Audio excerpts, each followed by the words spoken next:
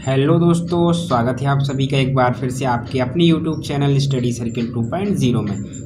कैसे हैं दोस्तों आप सभी लोग? आई होप बहुत ही बढ़िया होंगे। दोस्तों आइए फिर से स्टडी करते हैं आज हम अप्लाइड मैकेनिक्स की, ठीक है, अनुप्रयुक्त यांत्रिकी, जो कि पॉलीटेक्निक सेकंड सेमेस्टर का एक इम्पोर्टेंट सब्जेक्ट है काफ़ी ब्रांचेस के लिए, ठीक है। जिन जिन ब्रांचेस में ये सब्जेक्ट रखा गया है वो स्टूडेंट्स जो है इस सब्जेक्ट की कंप्लीट प्रिपरेशन जो है आप इस यूट्यूब चैनल पर कर सकते हैं, बिल्कुल फ्री ऑफ कॉस्ट, ठीक। और उसके लिए करना क्या होगा, आपको यूट्यूब चैनल को सब्सक्राइब कर लेना है दोस्तों, और ध्यान रखिएगा बेल आइकन को जरूर प्रेस कर लें ताकि जो वीडियोज़ हैं वो टाइम टू टाइम आपके नोटिफिकेशन में शो होते रहें। इसका विशेष आपको ध्यान रखना है। चलिए, तो एप्लाइड मैकेनिक्स में हमारा सेकेंड चैप्टर चल रहा है जिसका नाम है हमारा लॉ ऑफ फोर्सेस, है ना। ये हमारा सेकंड चैप्टर है और आज का जो टॉपिक है हमारा इस चैप्टर में वो है दोस्तों हमारा रिजल्टेंट, जो हम लोग फाइंड करते थे, परिणामी जो फाइंड करते थे उसके मेथड्स, ठीक। उस मेथड्स में जो हमारा पहला मेथड आता है वो आता है ट्रिग्नोमेट्रिक मेथड। कौन सा मेथड आता है?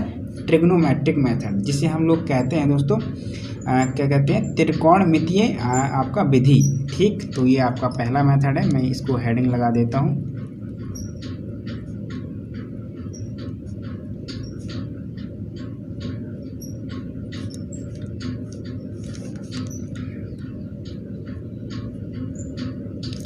त्रिकोणमितीय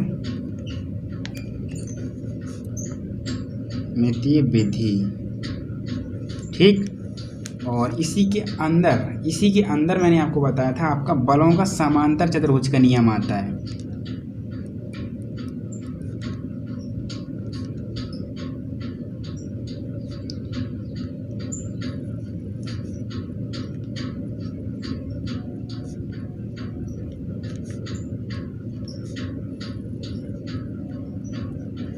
ठीक है ना, ये आपका नियम इसी के अंदर आता है, यानी इसे हम बोलेंगे लॉ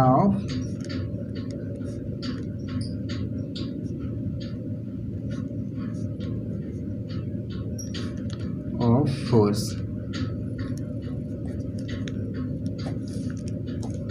तो इस नियम को आज, इस रूल को, इस मेथड को हमें क्या करना है, स्टडी करना है। बलों का समांतर चतुर्भुज का नियम यानी कि law of parallelogram of force, ठीक। चलिए देख लेते हैं कि ये जो हमारा नियम है समांतर चतुर्भुज का ये क्या कहता है, ठीक। इसकी थ्योरी अच्छे से समझिएगा दोस्तों, क्योंकि ये एग्जाम में या तो आपका इसका डेरिवेशन आ जाएगा और जो मैक्सिमम आता है इस पर आपका क्वेश्चन आता है, ठीक है। आपको क्वेश्चन दे देगा, रिजल्टेंट आपसे पूछा जाएगा, ठीक। तो क्वेश्चन भी हम आपको कराएंगे, बस आप लोग वीडियोज़ में कंटिन्यू बने रहिए और कंटिन्यू वीडियो को देखिएगा। तो दोस्तों बलों का जो समांतर चतुर्भुज का नियम है, ये नियम आपका कहता क्या है? तो दोस्तों ये नियम आपका कहता है कि अगर आपका कोई भी पॉइंट है और उस पॉइंट पर आपके कोई भी दो फोर्स काम कर रहे हैं, कितने फोर्स? दो फोर्स। सपोज एक फोर्स मैंने ये मान लिया, ठीक, इसको मैंने P मान लिया, और एक दूसरा फोर्स यहाँ पे काम कर रहा है जिसको मैंने Q मान लिया। ध्यान दीजिए, ये नियम क्या कहता है कि अगर किसी भी बिंदु पर आपके दो फोर्स काम कर रहे हैं और मैंने दो फोर्स बना दिए और मान लिया कि ये एक दूसरे से थीटा कोण पे लगे हुए हैं, ठीक है। अब फोर्स कैसे होने चाहिए? तो इस नियम में कहा गया था कि जो फोर्स आप लेंगे वो समतलीय होंगे और संगामी होंगे। समतलीय का मतलब हो गया कोप्लेनर होगा और संगामी का मतलब हो गया कॉन्करेंट होगा। समतलीय बोला जाए तो एक ही तल में काम कर रहे हैं और संगामी मतलब एक बिंदु से जा रहे हैं। तो देखिए एक ही बिंदु से ये जा रहे हैं, ठीक है ना। तो नियम ने ये बोला कि किसी भी बिंदु पर या किसी पिंड आप बोल सकते हैं, बॉडी बोल सकते हैं, पर काम करने वाले दो समतलीय तथा संगामी बल, ठीक है। क्या दोस्तों? दो समतलीय तथा कैसे संगामी बल अगर हम लोग क्या करें, समांतर चतुर्भुज की, ध्यान दीजिए, समांतर चतुर्भुज की, यानी कि पैरेललोग्राम जो आपका होता है समांतर चतुर्भुज, इसकी दो आसन्न भुजाओं के द्वारा, किसके द्वारा? दो आसन्न भुजाएं। आसन्न भुजाएं का मतलब होता है दोस्तों आपका एडजेसेंट साइड्स, ठीक है। एडजेसेंट साइड्स क्या होती है? आपकी एक ही जगह से जाने वाली साइड्स, ठीक है। देखिए जैसे अब मैं समांतर चतुर्भुज सपोज बना लेता हूँ और उसमें हम पहले फोर्स को जो P है इस एज को दिखाते हैं और जो दूसरा आपका कह सकते हैं फोर्स है क्यूब, मैं इस एज को दिखा देता हूँ। ठीक है, तो ये जो दोनों की दोनों एजेस हैं ये आप लोगों की आसन्न भुजाएं हैं। ठीक है, जिसे हम कहते हैं एडजेसेंट साइड्स हैं। ठीक है, और ये दोनों के दोनों फोर्स आपके थीटा एंगल पे यहाँ पे लगे हुए थे। रूल पूरा आपका जो है अभी पूरा नहीं हुआ है, थोड़ा सा ध्यान दीजिएगा क्योंकि साइड में मुझे बनाना भी होता है फिगर। ठीक है ना, सो आप समझते भी जाइएगा साथ ही साथ। तो नियम ने क्या बोला था कि किसी भी बिंदु पर किसी भी पिंड पर काम करने वाले, ठीक है, दो समतलीय तथा संगामी बलों को अगर हम लोग क्या करें, समांतर चतुर्भुज की दो आसन्न भुजाओं के द्वारा परिमाण और दिशा में शो करें, यानी कि दिखाएं। अब परिमाण और दिशा का मतलब ये है कि जितना इन फोर्स का मैग्नीट्यूड है वही मैग्नीट्यूड आप लेंगे, और जो डायरेक्शन, जिस डायरेक्शन में ये लगे हैं उस डायरेक्शन में आप लोग क्या करेंगे, अगर फोर्स को लेंगे तो इन दोनों फोर्स का जो रिजल्टेंट होगा, यानी कि जो परिणामी आर होगा, रिजल्टेंट होगा, वो इस समांतर चतुर्भुज के उसी बिंदु से जाने वाले विकर्ण के द्वारा दिखाया जाएगा या निरूपित किया जाएगा। तो पहले तो समांतर चतुर्भुज कंप्लीट करना पड़ेगा।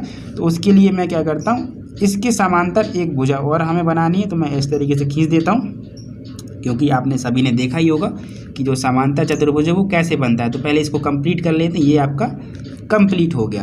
अब कहा ये था कि इन दोनों फोर्स का जो आपका रिजल्टेंट है वो इसी पॉइंट से, ध्यान दीजिए, जहाँ से आपने भुजाएं ली थी उसी पॉइंट से जाने वाला जो इस पैरेललोग्राम का जो डायगोनल होगा ये वाला, उसके द्वारा दिखाया जाएगा। यानी कि रिजल्टेंट ये शो करेगा, ये रिजल्टेंट हो जाएगा किसका, इन दोनों फोर्सेस का, जो कि इस बॉडी पर इस पॉइंट पे काम कर रहे थे। ठीक है, अब हम कंप्लीटली इस नियम को बोलते हैं, आप लोगों को नोट कर लेना। ठीक है, समांतर चतुर्भुज का नियम क्या कहता है कि किसी भी बिंदु या किसी भी पॉइंट पे काम करने वाले दो समतलीय और संगाम, ये कंडीशन है।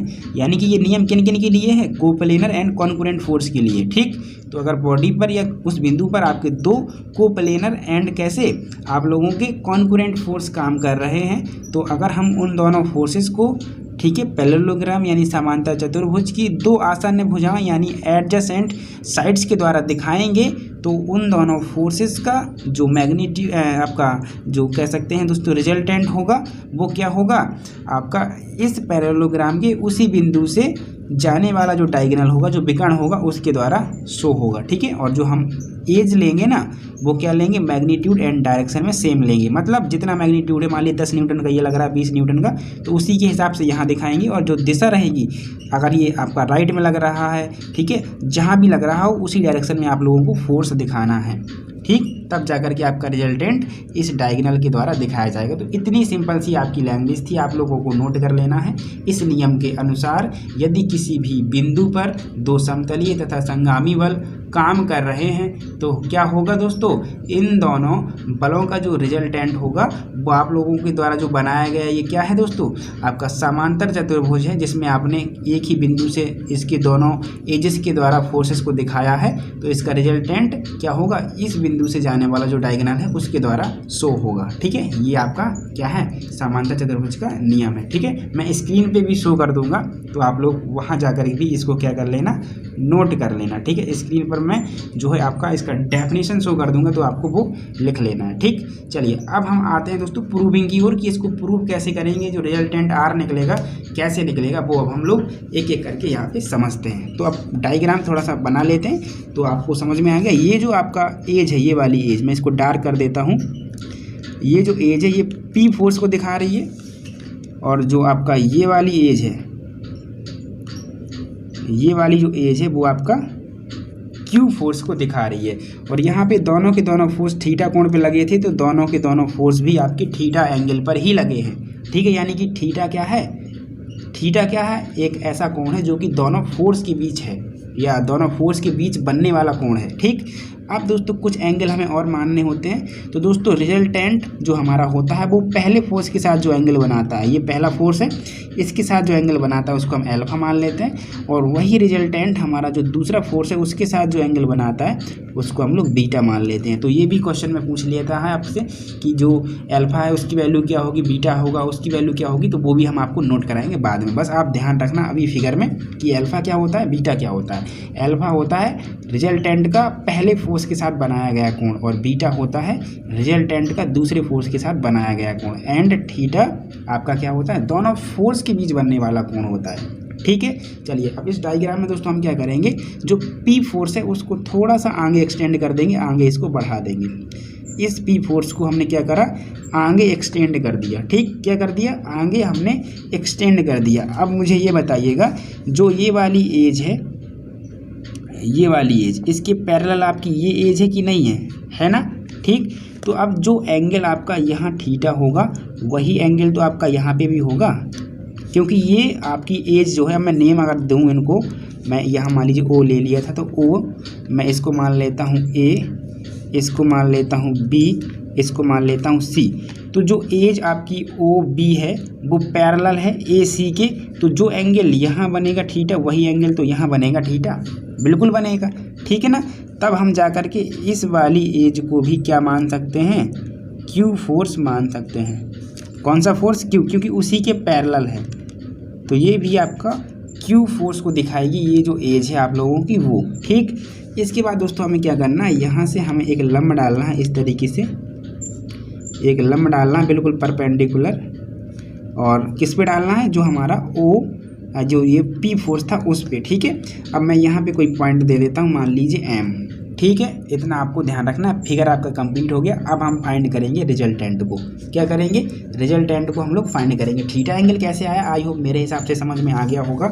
अगर दोस्तों ये कोई एज है आप लोगों की, और आप मान लीजिए इस तरीके से एक पैरेलल लाइन खींचते हैं, ये पैरेलल लाइन खींचते हैं, ये दोनों एक दूसरे के पैरेलल हैं, तो जो एंगल ये होगा वही एंगल आपका ये होगा, ये आपको ध्यान रखना है। ठीक है ना, समझ गए दोस्तों। तो ये होता है आपका थीटा का कॉन्सेप्ट यहाँ पे, कि कैसे ये थीटा आपका बराबर हुआ। और ये एजेस हैं, तो समांतर चतुर्भुज की ये एज इसके बराबर और ये एज इसके बराबर होती है कि नहीं होती है, तो उसके हिसाब से जब क्यू ये है तो क्यू ये हो जाएगा, और जब पी नीचे वाली है तो ऊपर वाली भी पी हो जाएगी।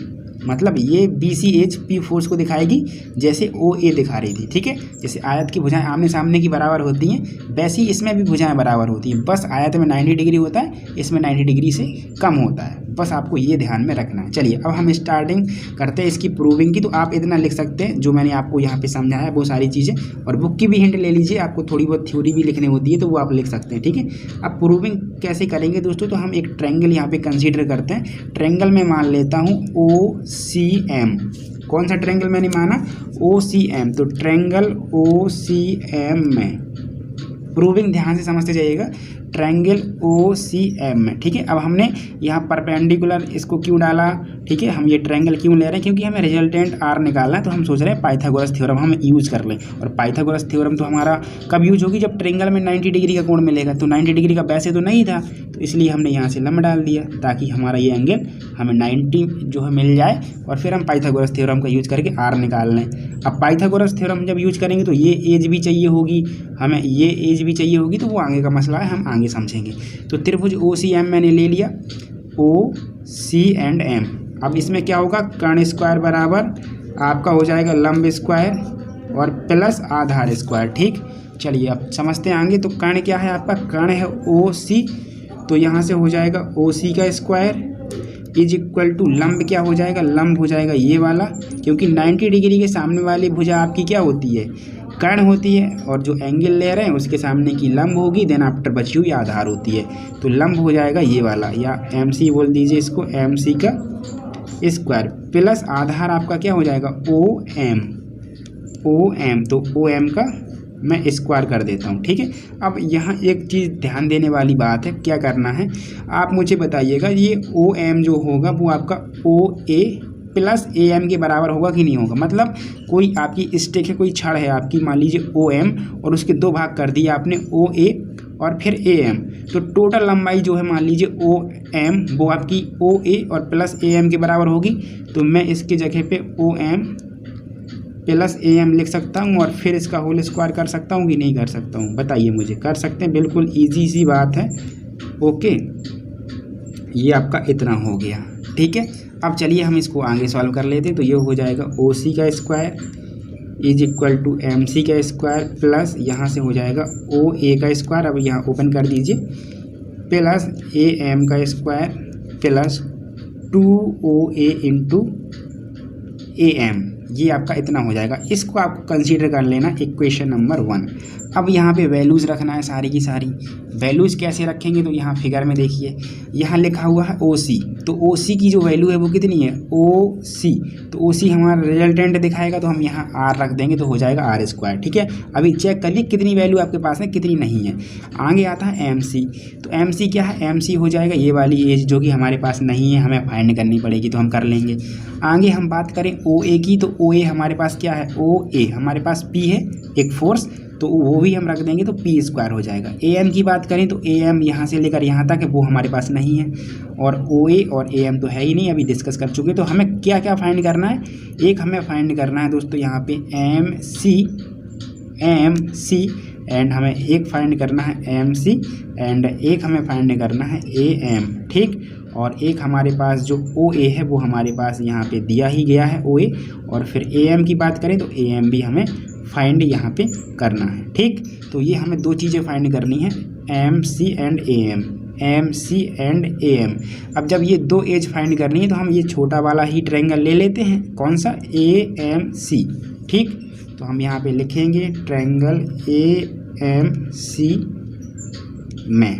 ठीक है, ये ट्रायंगल मैंने ले लिया AMC। अब यहाँ लगा दीजिए एक साइन लगा दीजिए, कॉस लगा दीजिए, तो साइन थीटा बराबर लगाएंगे तो हो जाएगा लाल बटे कक्का यानी लंब बटे कर्ण। तो लंब क्या हो जाएगा, ये हो जाएगा MC। ठीक है, कोण के सामने की भुजा लंब हो जाएगी, 90 डिग्री के सामने की कर्ण होती है, बाकी बची हुई आधार होती है, तो ये हो जाएगी लंब बटे कर्ण क्या हो जाएगा AC। तो यहाँ से MC चाहिए था तो MC हो जाएगा AC sine theta, AC sine theta. ठीक है, देख लीजिए MC is equal to AC sine theta. अब यहाँ एक और लगा दीजिए कॉस थीटा, तो कॉस थीटा बराबर क्या हो जाएगा, लाल बटे कक्का के हिसाब से आधार बटे कर्ण, तो आधार AM है। ठीक है, आधार AM है और कर्ण आपका वही है AC, क्या है, कर्ण वही है AC, तो AC यहाँ पे लिख दीजिए। अब यहाँ से हमें M क्या चाहिए, AM चाहिए था, तो AM निकाल लीजिए, तो AM हो जाएगा AC कॉस थीटा। ठीक, अब इसकी वैल्यू और इसकी जो वैल्यू आई है वो उठा करके इस पूरे में रख दीजिए, बाकी वैल्यूज़ आपके पास जो थी वो आप फिगर से यूज कर लीजिए।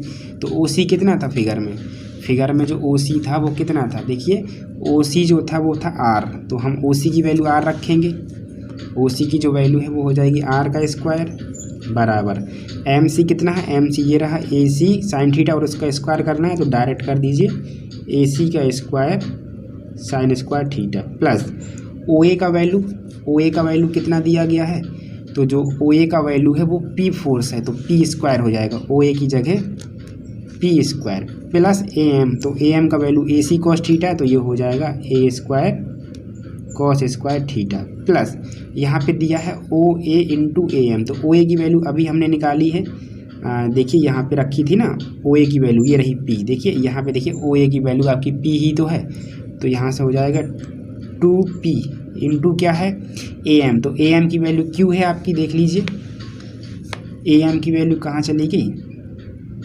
आपका, ये रहा AM, तो AM का वैल्यू कितना है, यहाँ पे देखिए AC कॉस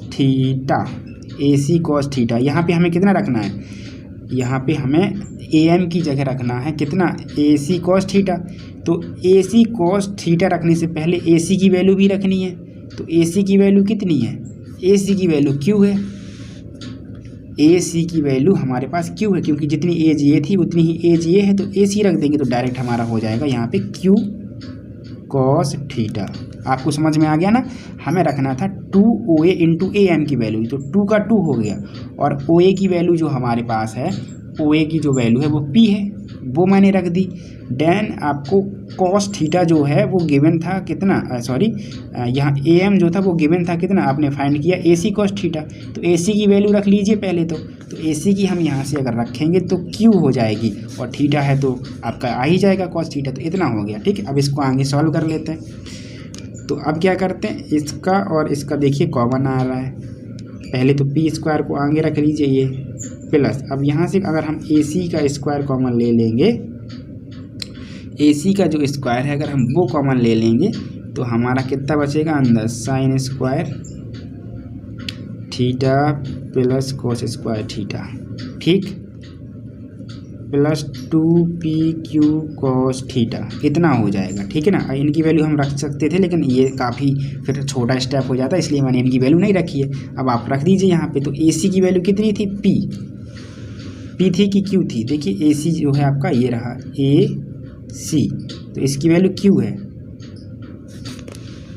ये रहा AC, तो वैल्यू कितनी है Q, तो हो जाएगा Q का स्क्वायर। AC की वैल्यू कितनी है Q, पहले आप लिख लीजिए P स्क्वायर प्लस, अब इसकी AC की वैल्यू कितनी है इसकी, तो Q का स्क्वायर करना पड़ेगा, और इसका तो पूरा वैल्यू 1 हो गया, okay, plus 2PQ cos theta ये हो गया, और is equal to R square चला आ रहा है आपका, ठीक।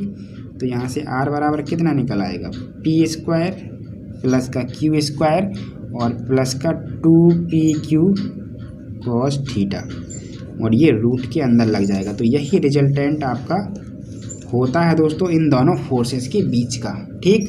तो देख लीजिएगा पूरा का पूरा डेरिवेशन, और कहीं भी अगर डाउट हो तो कमेंट कर दीजिएगा आप लोग, ठीक है, ओके। तो ये था दोस्तों पूरा का पूरा आपका डेरिवेशन, आप एक बार देख सकते हैं इस पूरे के पूरे डेरिवेशन को।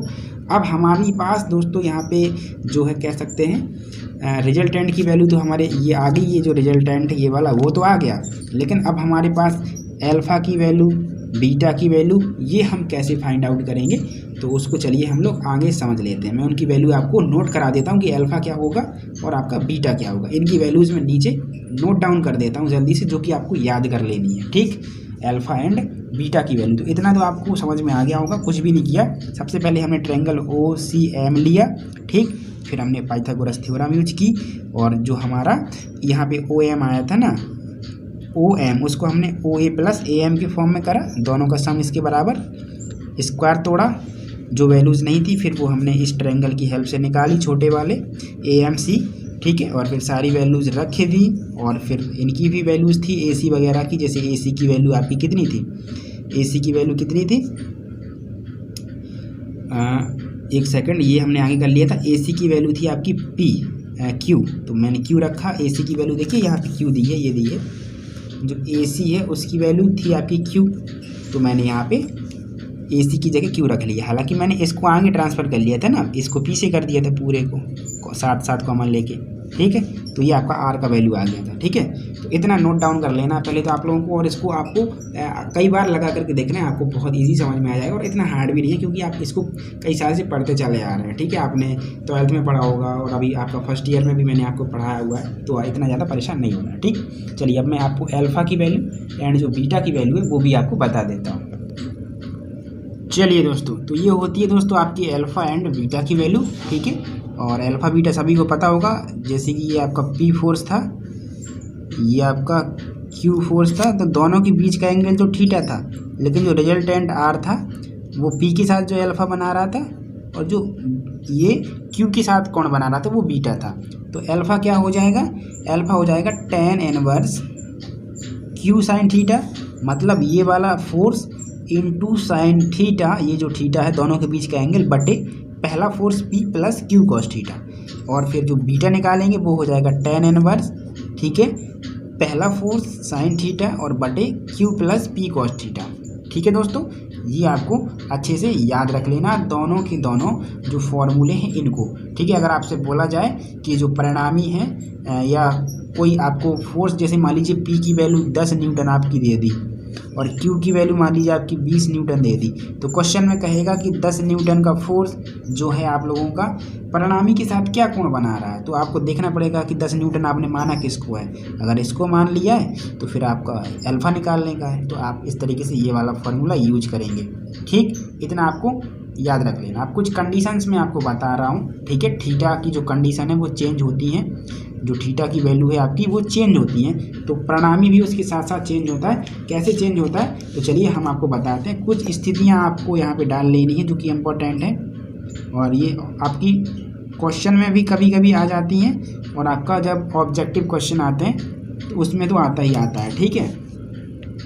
तो स्थितियाँ पहली दोस्तों ये है कि अगर आपका जो थीटा है वो 0 डिग्री हो जाए, मतलब कहने का ये है कि जैसे ये फोर्स P हुआ करता था, ये आपका Q हुआ करता था, और जब ये थीटा 0 हो जाए तो फिर आपकी रिजल्टेंट R की वैल्यू क्या होगी, जो R आपका होता था रूट के अंदर P square Q square plus 2pq cos theta. ठीक, तो अब दोस्तों ये आपका जो है P और Q का जो बीच का एंगल थीटा है वो कब जीरो होगा, तो जब आपका एक दूसरे के पैरेलल हो। मान लीजिए P फोर्स है और ये आपका Q फोर्स है, तो इनके बीच का एंगल आपका जीरो हो जाएगा। ठीक है ना, तब ऐसी कंडीशन में आपका जो है इनके बीच का एंगल जीरो हो जाएगा। तब रिजल्टेंट कितना आएगा, तो आपको थीटा जीरो रख देना है। कितना रख देना है, जीरो, तो हो जाएगा 2pq कॉस जीरो। तो कॉस जीरो का मान कितना होता है, 1 होता है। कितना होता है, 1। तो 1 के हिसाब से देखिए पूरा नोट करना पड़ेगा, तो मैं पूरा नोट कर देता हूँ, कोई दिक्कत नहीं है। चलिए पूरा ही नोट कर देते हैं, सॉल्व कर देते हैं। ठीक है, तो अब ये जब आपका जीरो है तो ये 1 होगा, मतलब 2pq, तो अंदर बच जाएगा आपका p प्लस क्यू का होल स्क्वायर बन जाएगा, क्योंकि बचेगा क्या, p square plus Q square plus 2pq, तो ये इसका स्क्वायर बन जाएगा r। तो रिजल्टेंट कितना आएगा, p प्लस क्यू। ये आपका फाइनल रिजल्टेंट आएगा जब दोनों जो आपके फोर्सेस हैं उनके बीच बनने वाला एंगल है आप लोगों का कितना, आपका जीरो। तो ये आपको याद रखना है। ठीक है, अब कब मैक्सिमम होगा, कब किया, तो अभी कंपेयर करेंगे तो पता चल जाएगा। ये पहली कंडीशन, ये पहली कंडीशन। दूसरी कंडीशन है जब थीटा 90 हो जाए। 90 कब होगा, ये पहला फोर्स P और ये पहला दूसरा Q, तो ये 90 आपका हो जाएगा। ठीक, ऐसी कंडीशन में क्या होगा, तो R बराबर फिर से लगाइए P square Q square 2pq cos theta. ठीक है ना, तो अब इसको जब रखेंगे तो ये हो जाएगा कॉस 90 2pq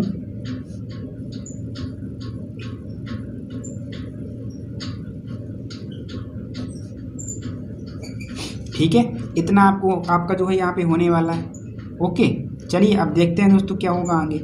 अब कॉस 90 का वैल्यू आपको रखना है, तो कॉस 90 का वैल्यू कितना होता है, 0। तब ये 0 तो ये पूरा 0, तो बचा केवल कितना, रूट के अंदर p square plus Q square, और ये r के बराबर होगा। तो रिजल्टेंट कितना आएगा, इतना आएगा। ठीक, ध्यान रखे रहना आप लोग, इसमें रिजल्टेंट इतना आया था और इसमें जो रिजल्टेंट आया वो इतना आया है। ठीक है, अब तीसरी कंडीशन है कि जब थीटा क्या हो जाए 180 डिग्री, यानी कि एक फोर्स P यहाँ पे दूसरा Q यहाँ पे, तो ये 180 डिग्री हो गया।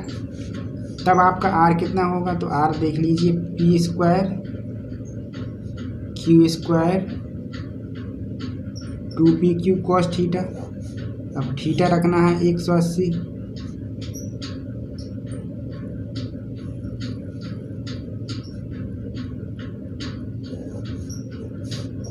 ठीक है।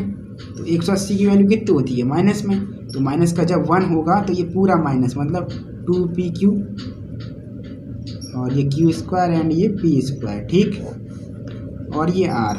तो अब इसकी वैल्यू कितनी हो जाएगी, p माइनस क्यू का होल स्क्वायर और ये रूट और ये r। ठीक है, तो r की वैल्यू कितनी आएगी, दोनों फोर्स के अंतर के बराबर, p माइनस क्यू। ये हो जाएगा आप लोगों का रिजल्टेंट। ठीक है, अगर मान लीजिए एक फोर्स इस डायरेक्शन में लगा, इस डायरेक्शन में, तो रिजल्टेंट क्या होगा, दोनों फोर्स के डिफरेंस के बराबर। ठीक, ये आपका बिल्कुल सिंपल सा मेथड है। तो जब 180 डिग्री पर फोर्स रिएक्ट करते हैं दोस्तों, तो जो आपका रिजल्टेंट होता है वो सबसे कम आता है, मिनिमम आता है। क्या आता है, मिनिमम आता है। और जब आप लोगों का थीटा जो है 0 रहता है इस कंडीशन में, तो आपका रिजल्टेंट जो आता है मैक्सिमम आता है। क्यों मैक्सिमम आता है, क्योंकि इस कंडीशन में दोनों फोर्स ऐड हो रहे हैं तब मैक्स हो जाएगा, और यहाँ पे दोनों घट रहे हैं तो मिनिमम हो जाएगा। तो ये कंडीशन थी आप लोगों की। ठीक, तो आई होप ये आप लोगों को जो बलों का समांतर चतुर्भुज का नियम है, law of parallelogram of force, ये आपको अच्छे से समझ में आ गया होगा। ठीक है, तो ये आप लोगों को अच्छे से दोस्तों कवर कर लेना। फॉर्मूला क्या होता है, r बराबर रूट के अंदर p square plus Q square. देखिए हमने यहाँ पे ये निकाला है, ये आपने का जो फॉर्मूला है वो हमने निकाला है। ठीक है, और फिर हमने अल्फा बीटा इन सब की वैल्यू भी आपको यहाँ पे नोट करा दी। ठीक है ना, तो ये आपको अल्फा एंड बीटा की वैल्यूज़ भी याद करके रखना है, क्योंकि जब अल्फा बीटा पूछा जाएगा तो यही फॉर्मूले आपके यूज होंगे। ठीक है, और कंडीशंस मैंने आपको बता ही दी, ये इन कंडीशंस का भी यूज होगा क्वेश्चन जब हम लोग जो है सॉल्व करेंगे तब। ठीक, तो ये पहला जो आपका मेथड था, यहाँ पे आपका कह सकते हैं जो ट्रिग्नोमेट्रिकल मेथड था वो आपका यहाँ पे कंप्लीट हुआ। अब दूसरा दोस्तों आपका आ जाएगा आपका कल रेजुलेशन, ठीक है, वियोजन जो आपका विधि है वो हम लोग देखेंगे कल के लेक्चर में, ठीक है। और इस पर बहुत सारे न्यूमेरिकल्स भी आएंगे, तो इन पर एक सेपरेट वीडियो में बनाऊंगा जिसमें आपके बलों के समानता चतुर्भुज के सारे क्वेश्चन आपको करा दूंगा, ठीक है। 9 से 10 क्वेश्चन आपको इसी पे करा दूंगा, ठीक। बाकी जो आपकी आगे थ्योरम आनी है उन पे हम अलग से करेंगे, ठीक। तो इस पे भी क्वेश्चंस करा देंगे। आगे जो हमें अभी नेक्स्ट पढ़ना है रेजुलेशन, उसके भी क्वेश्चंस हम आपको कराएंगे, ठीक। चलिए, तो आई होप ये सबको समझ में आ गया होगा दोस्तों। तो अब हम लोग मिलते हैं नेक्स्ट लेक्चर में। लेक्चर आपको कैसा लगा ये आपको कमेंट में बताना, पसंद आए तो लाइक करना, और चैनल पर यार नए हो तो चैनल को सब्सक्राइब जरूर करके रख लेना, और दोस्तों को शेयर जरूर करिए दोस्तों। सपोर्ट कीजिए आप लोग अपनी इस यूट्यूब फैमिली को, ठीक है। चलिए, तो फिर मिलते हैं हम लोग नेक्स्ट लेक्चर में बहुत ही जल्दी दोस्तों। Thank you and thanks for watching.